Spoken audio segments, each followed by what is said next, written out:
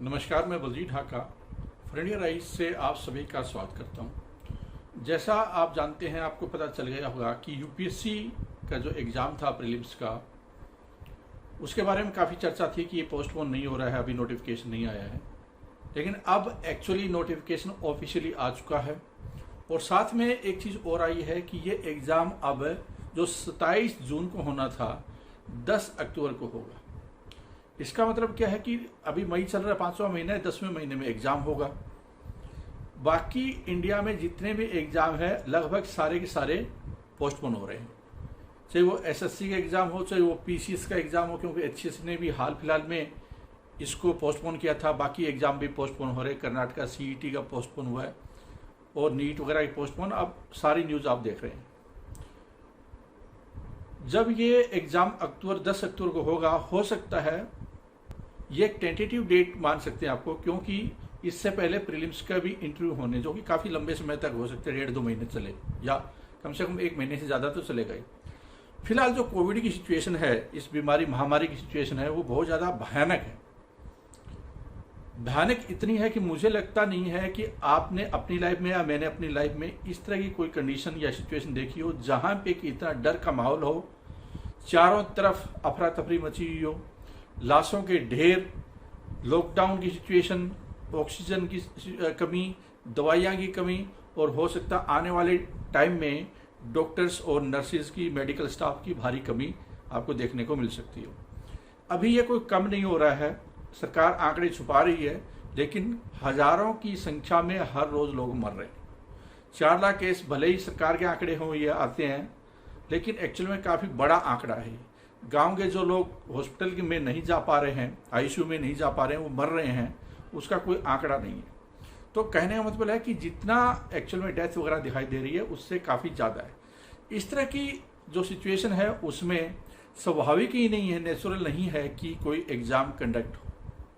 तो ये तो पहले एक्सपेक्टेड था कि एग्ज़ाम काफ़ी लंबे समय तक ये पोस्टपोन हो सकता है और कम से कम 3-4 महीने या 4-5 महीने ये पोस्टपोन की संभावना थी, जो कि एक्चुअल में यूपीएससी ने नोटिफिकेशन भी डाल दिया है 10 अक्टूबर का।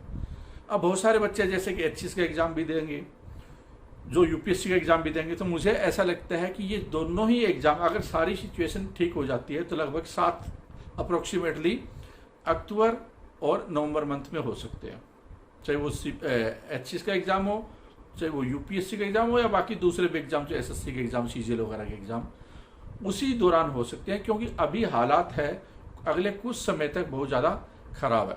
अब एक क्वेश्चन ये भी आता है कि जब सारे स्कूलों के एग्ज़ाम, यूनिवर्सिटी के एग्ज़ाम, कंपटीशन के एग्ज़ाम वो पोस्टपोन हो रहे हैं, या जब हालात बहुत बेकाबू है, सरकार को पहले पता भी था कि ये हालात और ख़राब होने हैं, तो कम से कम 1-2 साल का जो टाइम मिला था उसमें एक चीज़ की जा सकती है, जो मैं समझता हूँ कि जिसकी वजह से कि एग्ज़ाम पोस्टपोन करना न पड़े, वो था ऑनलाइन का सिस्टम डेवलप करना। ऐसा सिस्टम कि भले ही वो कंपटीशन के एग्ज़ाम हो, भले ही वो आईआईटी के एग्ज़ाम हो या स्कूल के एग्ज़ाम हो, स्टूडेंट्स घर बैठकर एग्ज़ाम दे पाएँ। इस तरह की सिक्योरिटी फीचर के साथ में चीज़ें की जा सकती है।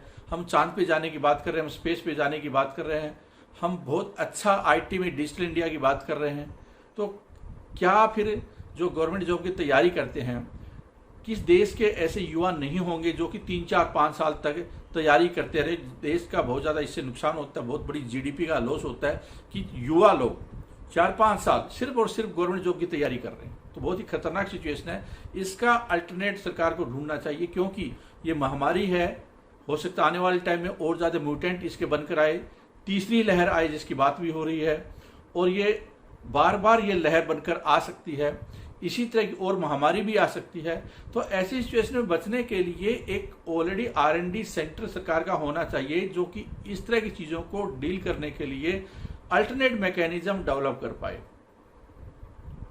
तो मेरा ये मानना है कि ये सिस्टम है कंप्लीटली एक नए सिरे से सोचने की आवश्यकता है एग्ज़ाम वाला, और इसको ऑनलाइन मोड में ले जाने की आवश्यकता है, जिसमें कि बहुत सारे, चाहे वो राइटिंग स्किल्स वाला एग्ज़ाम हो, चाहे वो प्रीलिम्स का एग्ज़ाम हो, वो सारे के सारे एक नए सिरे से सोचने की आवश्यकता है। इसमें सरकार को इन्वेस्ट करने की आवश्यकता है और एक अच्छा सिस्टम क्रिएट करने की आवश्यकता है, ताकि जितने भी एग्ज़ाम हैं, चाहे वो स्कूल टाइप के एग्ज़ाम हो, यूनिवर्सिटी के एग्ज़ाम हो, ग्रेजुएशन के एग्ज़ाम हो, कॉलेज के एग्ज़ाम हो, कॉम्पिटिशन के एग्ज़ाम हो, वो सारे एग्ज़ाम है वो सिस्टम पे किए जा सके। एवेल्युएशन का तरीका इस तरह से डेवलप किया जा सके जहाँ पे कि हम आर्टिफिशियल इंटेलिजेंस की बात कर रहे हैं, ब्लॉकचेन टेक्नोलॉजी की बात कर रहे हैं, 5G टेक्नोलॉजी की बात कर रहे हैं। तो इस टेक्नोलॉजी का इस्तेमाल कब होगा? फिर जब सरकार कोशिश करेगी तभी तो इस्तेमाल होगा। आपकी क्या राय है? कमेंट सेक्शन में ज़रूर बताइए कि क्या जो एग्ज़ाम बार बार पोस्टपोन करके, भले ही महामारी और इसमें एक रिक्वायरमेंट है कि एग्ज़ाम पोस्टपोन हो, लेकिन इसका अल्टरनेट सिस्टम होना चाहिए या नहीं होना चाहिए, और कैसे अल्टरनेट सिस्टम हो सकता है, इसके बारे में हम आने वाले टाइम में बात जरूर करेंगे। लेकिन इस पर्टिकुलर वीडियो में इतना ही।